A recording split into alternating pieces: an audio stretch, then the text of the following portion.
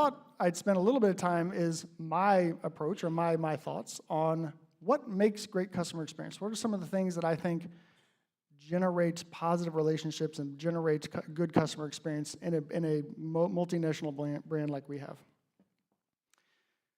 So the first thing is it's important for us to understand the customer journey. The customer journey is inclusive of everything from being aware of your brand, to considering your brand, to researching, ultimately purchasing your brand, post-purchase, and then how do we keep them in the retention cycle? How do we keep that relationship going? So it's really important to understand the entirety of the purchase journey so that you can understand every single friction point along that journey and understand what's important to go fix. How do you double down on the things that are working well, and how do you fix the things that aren't? The second thing is, my favorite, is loyalty programs. So loyalty programs have been incredibly valuable for us at Lenovo. We built ours about 4 years ago. And in those 4 years, we've generated about 2 million loyalty members, which is amazing. Most of those are in the US and Canada. And we've expanded into other parts of the globe. Now, why is loyalty important? Loyalty is important because it gives you an opportunity to have an ongoing conversation with your customers. And not only that, it gives you an opportunity and gives you the latitude to be able to go query them and ask them questions and be engaged with them all throughout the purchase lifecycle.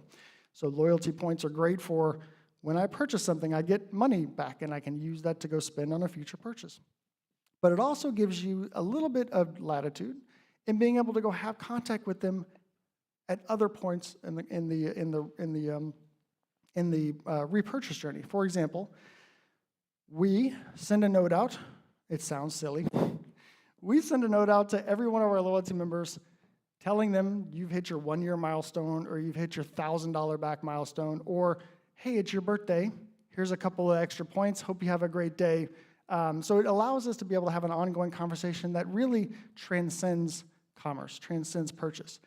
We also leverage our community to be able to go ask them questions. What are we doing right? What are we doing wrong? And what would you like to see from us going forward? So inside and outside of the purchase period, it gives you a good opportunity to go to have a conversation, ongoing conversations with your most valuable customers and build a long-term relationship with them.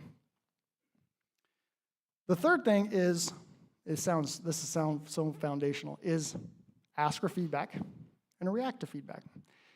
It is always surprising to me how many times I get information, I get a Google opinion survey, or I get a query on a website about how did your purchase experience go?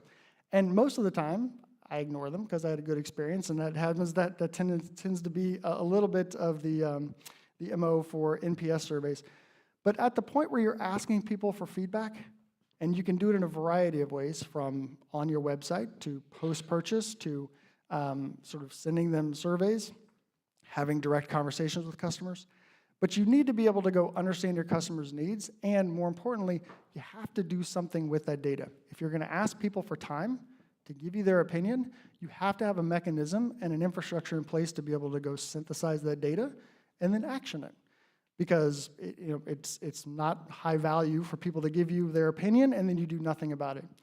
And one of the things that we do is we actually even include this data in our product design. So we ask people what they like about the product, particularly laptops and desktops, and what they don't, and we fix the things they don't like, and we double down on the things they do like. Like, for example, our keyboard for the ThinkPad is world-renowned for being one of the best keyboards in the world. And so what we've done is we've tried to go adapt that, but not lose the sort of very unique DNA that makes that successful.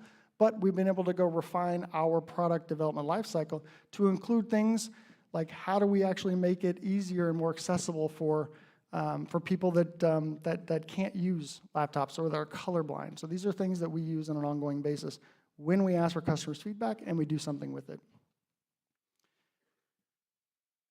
The fourth thing is empower your employees. I'll show you some examples of how Lenovo does it, but it's really important because your employees are your tip of the spear. And it's important to be able to go empower them with good tools and processes and execution and hold them to high execution so that they can deliver on the customer experience you want to deliver to your customers. It is too often that we see that business has the best intention, but they don't give their reps and their employees the tools to be able to go make things right for customers. And we learned from this, and I'll share it in a later session, we learned from this very recently and had to go solve a very big problem that we had created for ourselves in poor tools that we had made available to our post-purchase customer care agents. And the final thing is, make CX an integral part of individual KPIs. At Lenovo, and I'll share this here in a moment, at Lenovo, we actually, 95% of all of our employees have a CX metric as part of their development plan, as part of their yearly plan, and many of our employees actually have CX as a component of their incentive plans. So you want to sort of reward what you expect, and making CX an integral part of not only ongoing development conversations and performance conversations, but to some degree allowing this to transcend just the sort of theoretical into the practical. If I deliver good CX as a company, I get more money. It's kind of a basic, turnkey, coin-operated way to look at it, but you really want to be able to go deliver all the way from the way your employees deal with customers to how your employees feel about the company and ultimately, potentially, how they get paid.